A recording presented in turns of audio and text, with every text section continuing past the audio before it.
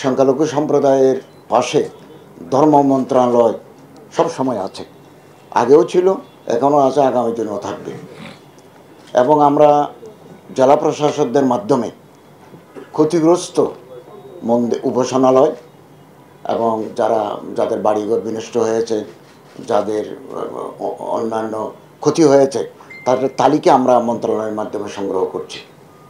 এবং আমরা আগামীকাল বিকেলে মাননীয় প্রধান উপদেষ্টার সাথে সংখ্যালঘুদের নেতাদের আমরা একটা বৈঠকের ব্যবস্থা করেছি।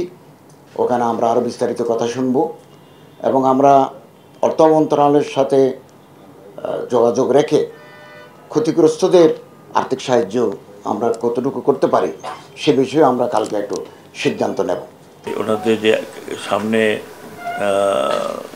পূজা আছে, যেটা জন্মাষ্টমীর পূজাতে দরকার হলে বিজেপি যা দরকার হয়, নিরাপত্তা একদম নিবিড় নিরাপত্তা না। আর আপনারা শোনেন 3 স্তর 4 স্তর, কোনো 4-5 স্তর নাই, নিবিড় নিরাপত্তা দিবে যাতে কোনো ধরনের কিছু না হয়। আমরা এখনই ডাইরেক্টিভ পাঠিয়ে দেবো ডিস্ট্রিক্টগুলোতে যে ডিসি সাহেবরা ওনারা দায়িত্ব নেবেন, যেখানে যেখানে হবে যতটুকু নিরাপত্তা দেওয়া দরকার। যদি পুলিশ কম হয় তাহলে অন্য কাউকে নিয়ে আসবেন, আনসার নিয়ে আসলে ডিস্ট্রিক্টে আমাদের যেখানে রিজনাল হেডকোয়ার্টার আছে, বিজেপির রিজনাল হেডকোয়ার্টার আছে, ওনারা চাইলে ওনারা ডেফিনেটলি পাবেন। আমি চাই না যে কোনো রকমের কোনো কী বলে থার্ড কলামিস্ট